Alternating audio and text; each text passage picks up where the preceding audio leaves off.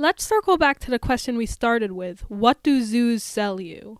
There's a lot of other answers. They sell you plushes, they sell you food, they sell you bracelets, they sell you the general experience of being in the zoo. This section is going over most of the other options because zoos, despite their main product being getting to see animals, have a lot of other stuff that they really do want to sell you.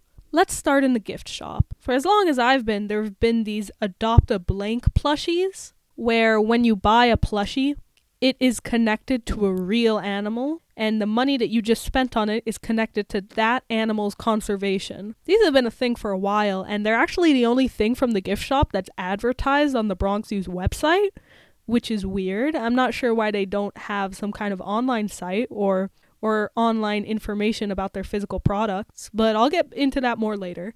But these plushies have always been odd. They are marketed towards children who care about conservation, and the upcharge is huge because it's morally good, the money that you're spending here. It's going towards conservation. You didn't spend $100 on a plushie, you spent $100 on a conservation of a real animal that plushie represents. It's odd. I'm glad that money's going towards conservation, but it's odd. The new brand that we saw all over the Bronx Zoo is called Fahlo, F-A-H-L-O. They are bracelets that do the same thing as these Adopt a plushies. Your money goes towards that animal's conservation, and when you wear the bracelet, you are connected with one animal whose life you just saved. But they're able to take it a step further because each bracelet, if you go to the website, can track an individual real animal. You can see it moving around on a real map. The money you went towards conserving this animal has paid off. You can see it walking around now. Every bracelet is a collaboration with a genuinely important seeming conservation group. I don't think these are a scam. It's just odd. And one thing I do want to look into is the branding and the design. Everything on their website talking about what they are and their mission is about the conservation and about the different organizations that they work with. And that's good. But I didn't see anything talking about the design of the bracelets or the design of their logo or the strange names that they give all of them. The wolf conservation is the Scout bracelet. The snow leopard is the Ascent. The whale is the Wayfare bracelet.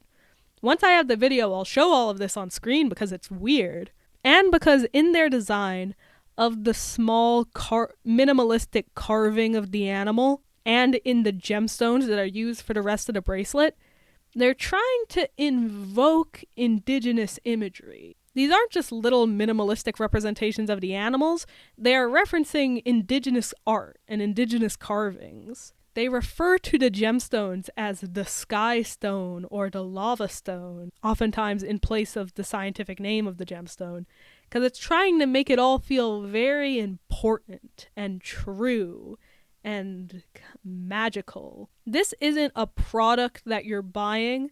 This is a real connection with a real animal. What you're wearing is true and connected. It's weird. It's odd. And I wasn't able to find anything about talking about this strange tribal aesthetic. So let's go on to the other products that were in the gift shop. There were a lot of very, very specific animal merchandise. These aren't just anything that you could find at a department store.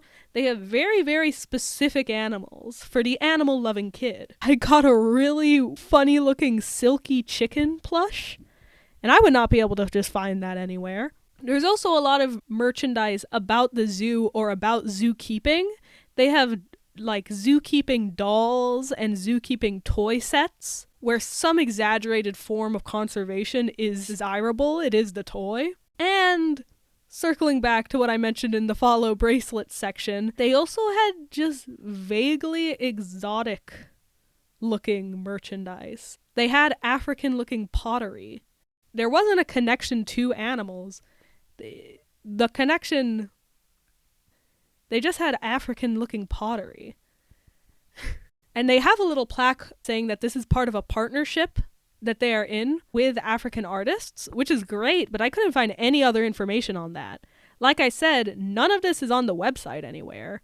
I do definitely think that what they're saying is legitimate. It's still odd that in a gift shop that is so specifically themed towards animals and towards zookeeping, that stuff that seems culturally exotic is also just part of that theme. I do believe that stuff like the pottery and the sculptures are from some kind of partnership, but they also had this thing called the skull tiki staff. Right next to the African pottery, they had like a big stick was a skull at the end of it and hair coming out, and it was not part of the culturally African partnership that it's right next to. We could not find anything about this skull tiki staff. They had a strange skull tiki staff. I'm sorry that this is podcast only because I have footage of it. I have footage of my darling girlfriend not wanting me to film him holding the skull tiki staff because he didn't want that footage in the video. But yeah, this is what the last section of the video is about, and I'll go over it then. But the dichotomy isn't just merchandise about animals, it's merchandise about the wild nature that zoos are trying to bring you into contact to. They're trying to bridge that gap with stuff like the follow bracelets. They're trying to make you feel like you're a part of nature, like the money that you've given them is tangibly helping nature. So I'll go over this in section 4 because it's a lot. Now, let's leave the gift shop. Let's talk about the general feeling of being at the zoo. Well, of course, there's the architecture. At the Bronx Zoo, a lot of it is themed around the environment the animal is from, and it's, okay, we'll get to that in section 4. I could put footage of the Samba Village up on screen and just say, oh, don't worry, we'll get to that in section 4.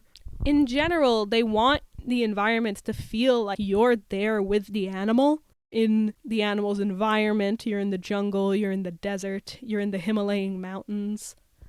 They want to give you an experience that is meaningful on its own, even if the animals are being boring. But there is a limit on that. While that immersion is definitely what they're going for, there are limits.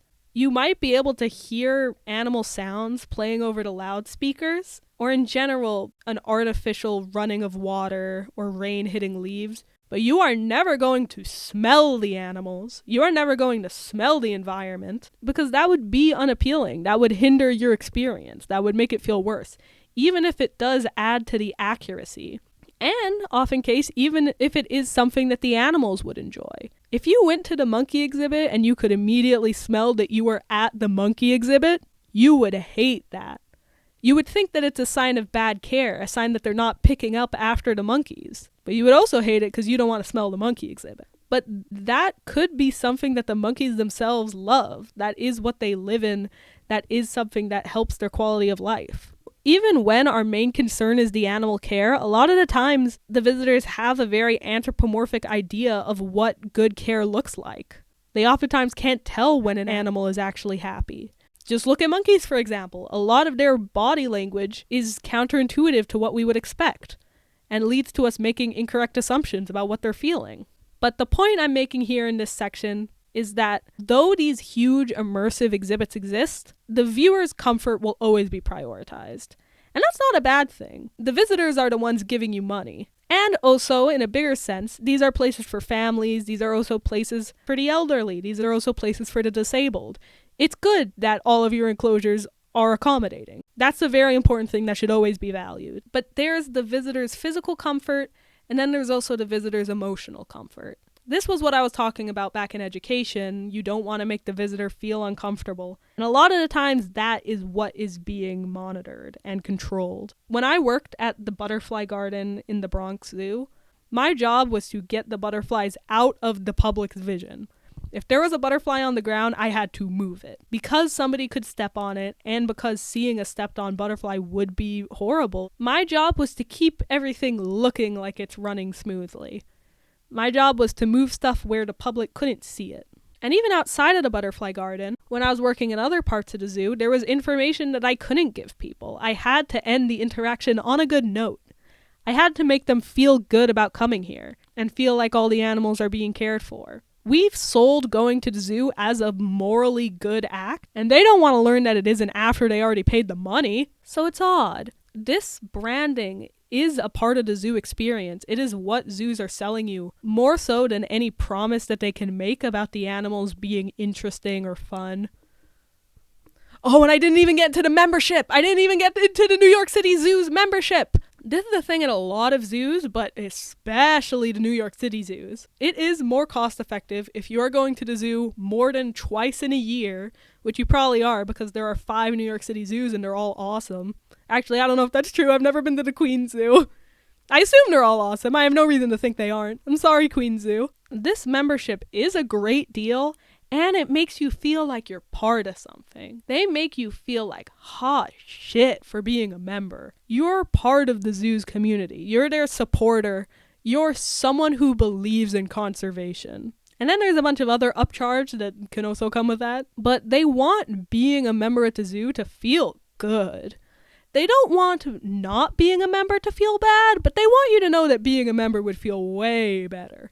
And it does. I was a member for my entire life up until me and my brother moved out to college, and we don't have a car anymore, so there is no way that we can go to the New York City zoos because I am in Amherst. But being a member at the zoo just feels awesome. They did a good job. But that's the thing. They want you to feel like you're part of something. You're helping conservation. You're doing a morally good thing with your money. And they've been able to pull off that gambit amazingly. And as I go into the last very hyped up section, I do want to remind everyone that as much investigation I've done in this video, I've done because I know that zoos are trying to get better. I do believe that even with the monetary incentive having to come first, zoos want good things for the world and for their animals. But there is a reason that there is a lot to talk about in this section. This section might be half of the video. I've been calling Section 4 exoticism. I've also thought about calling it cultural exploitation, which is more descriptive than exoticism. But in my notes for the entire year that I've worked on this project, I've called it racism. It's the racism section. Every single point in the video here has something that I need to go back and elaborate on. Every single section here has more stuff to dig into regarding racism, and there's also a whole lot original to this section that is really interesting to dig into, investigate, and question.